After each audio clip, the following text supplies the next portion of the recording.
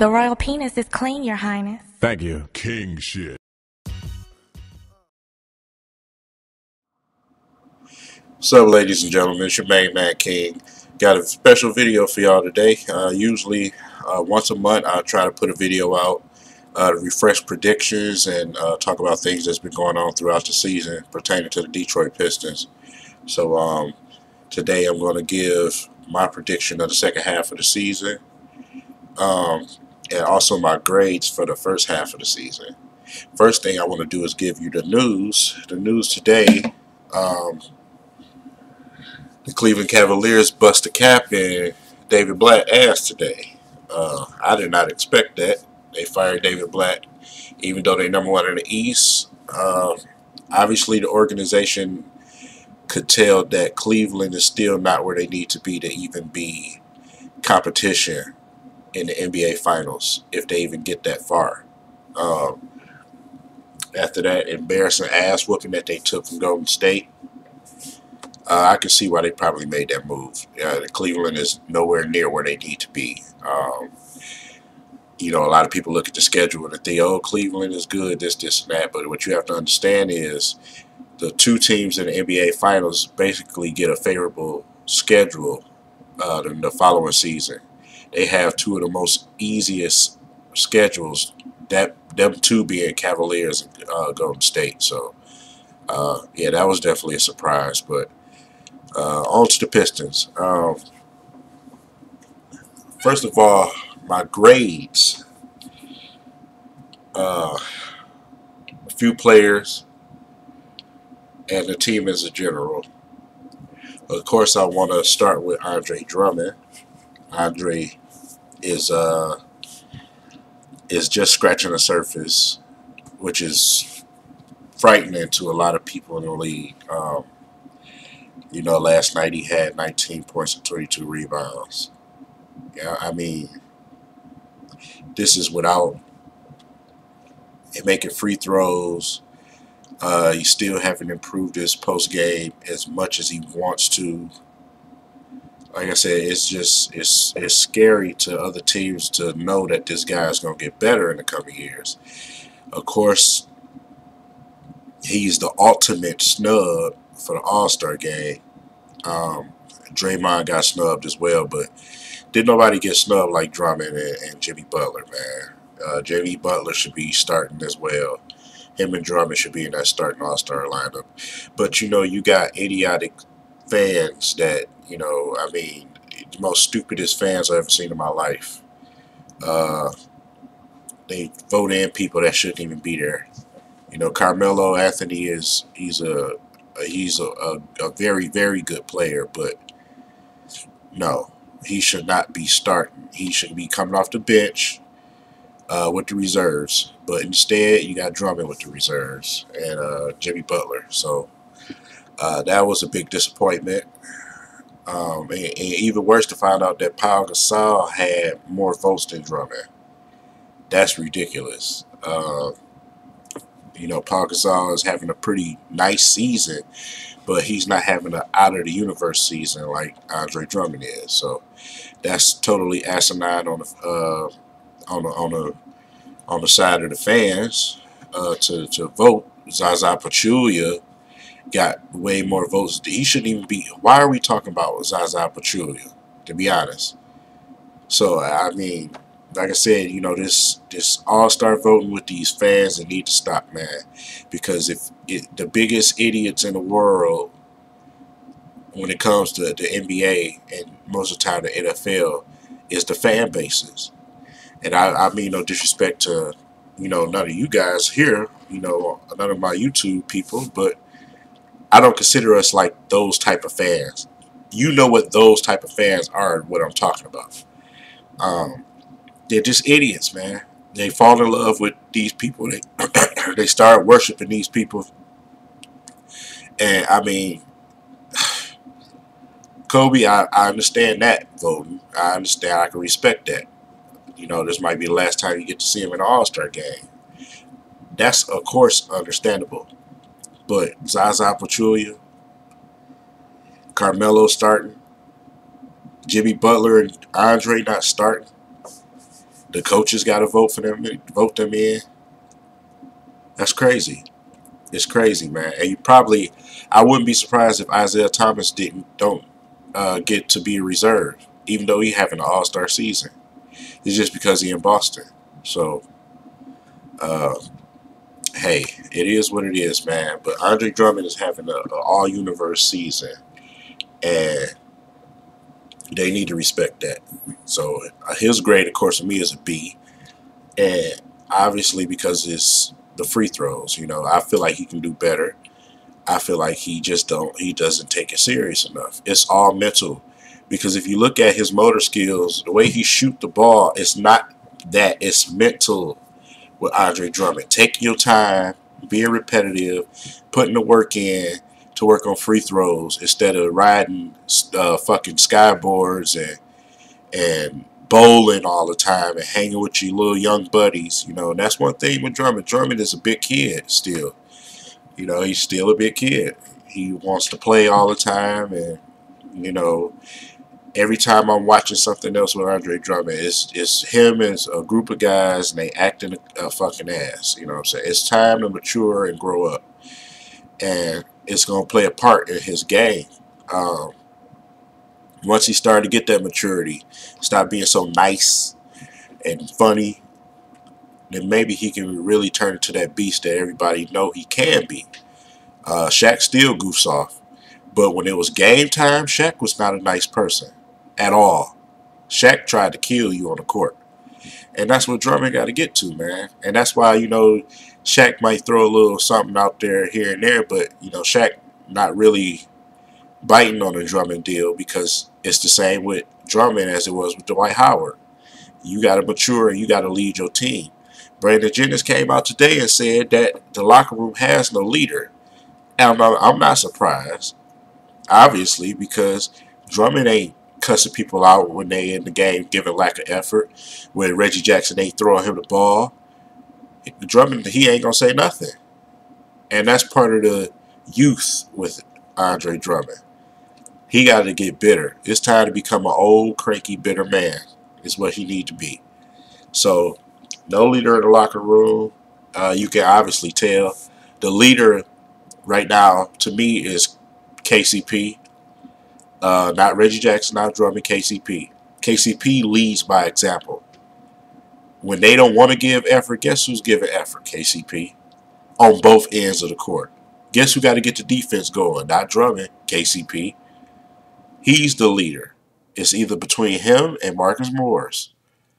So, hey, I would even go as far as to say he's a rookie, because when Stanley Johnson get in that game, he do something to the Pistons. I mean, energy just come out of thin fucking air. So, I would give Drummond a B. I would give Reggie Jackson a B minus, because of the simple fact I feel like Reggie Jackson is a ball hog and he's a lackluster guy. Um, Reggie Jackson can easily have 40 points a night, but instead he's lackluster. And it's not because he dishing the ball everywhere. He only get like 7 assists. That ain't shit at a point guard position. It's shooting guards and small forwards that get that. Reggie Jackson, I mean, his style of play is just lazy to me. And this is my opinion. Not saying I don't like him. I feel like he could get it together, but I like Brandon Jennings is in the game better. They flow better. They move faster. When defense ain't getting back on the opposite team, Brandon Jennings put pressure on him. Reggie Jackson, no. He want to walk up the court. That's why he turned the ball over so much, because of lazy passes, lazy dribbling. If you got to really watch the game, he needs to pick it up, man. So, yes, he's getting a B minus for me. And, Ersan, oh, man. Ersan gets a B minus because of the simple fact of shooting the ball. I still don't know what the fuck is wrong with Ersan. Wide open, don't shoot the ball. Try to drive it and shoot the ugliest floater I ever seen in my life, instead of just shooting the ball. Driving up, then stepping back and shooting while you fading back. Shoot the fucking ball. You know what I mean? And hey, that's just another B minus, man, for me, from my personal standpoint. I mean, the only player that's an A on that team right now, I said, is KCP. KCP been playing out of his fucking mind for this last month or so. Over 20 points a game. Steals, blocks, checking the best player on the court. That's a leader. He's emerging. He's emerging to the person that I said he was going to be in my first prediction video.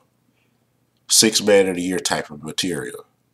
I mean, not 6 man of the year, most improved player, I mean. Excuse me.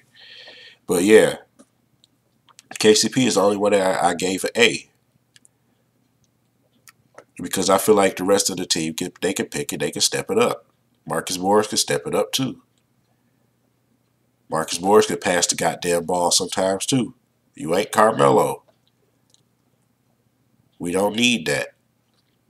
Yeah, you hit your little fadeaways when you got a good matchup. That's fine. That's great. Good shots for you.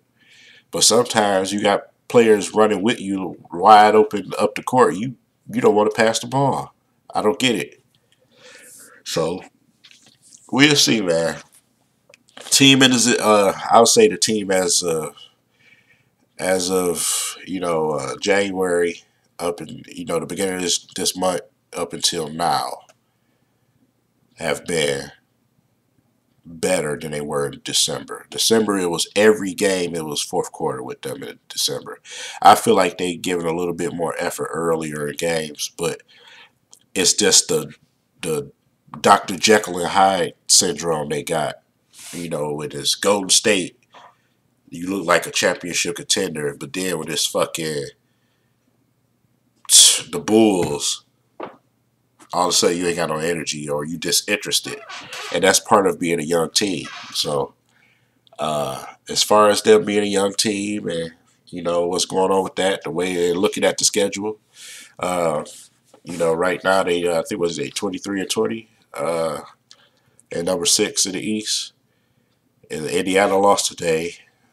If the Pistons go ahead and beat the shit out of Denver tomorrow, the Bulls play Golden State next, so that's an L. They got a chance to be fifth in the East, man. Are they going to take advantage of it is the question. So my team grade for the Detroit Pistons right now, straight B. I'm not going to give a B minus because the simple fact they are not the team that a lot of people expected them to be this year. To turn it around and to change that fast is remarkable to me, and to be that young. So as a team, I give them a straight B. Yeah, but they got a really good chance at doing something. So we'll see what happens. Saturday night in Denver. They don't really play that good in Denver because of the air, as far as energy. So we'll see what happens, man. Hopefully they go in there and take care of business, man, because a lot of these teams, like Boston, right behind us, they play Philly twice, and then they got Brooklyn, and their schedule is getting real weak for a second. So, we got to win these games to stay ahead. It's going to be a tight race. It's going to be a really tight race. So, that's as far as my grades, man. And my prediction is still the same. The Pistons will win 50 games this year. 50 games. They already halfway there. 27 more games is not a lot for the Pistons to win. Especially not with a whole another half a season. Definitely they're going to turn it up after the All-Star break. So, yeah, I'm still going to say the Pistons going to win 50 games. A lot of people, was thinking I was crazy for saying that. But, hey, here we go mid-season. Not even an All-Star break yet. And they already won 23. This might be the first year in a long time that somebody that's 500 might not make the playoffs because of the way the East is going and the way it's set up. The Western Conference is not stumping the East like they used to. The East is starting to beat the Western Conference ass on a lot of occasions. So that's it. I mean, I've already been talking for 15 minutes, man. Don't want to make the video too long. People don't tend to want to watch long videos. So, other than that,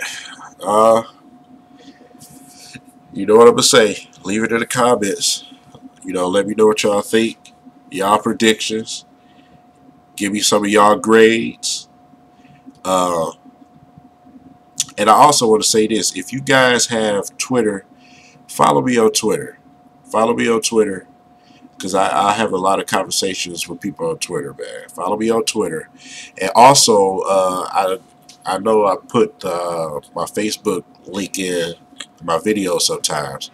Well, my original Facebook, I would friend you if you send me a friend request on Facebook. My name on Facebook is Marcus King. You'll see my picture. You'll know who I am. It's Marcus King. So, send me a friend request. I'll add you. Because I post a lot of stuff about sports, man. So, hit me up, man. I definitely get back with y'all. Follow me, I follow back. And like I said, it's not just to get follows or nothing like that.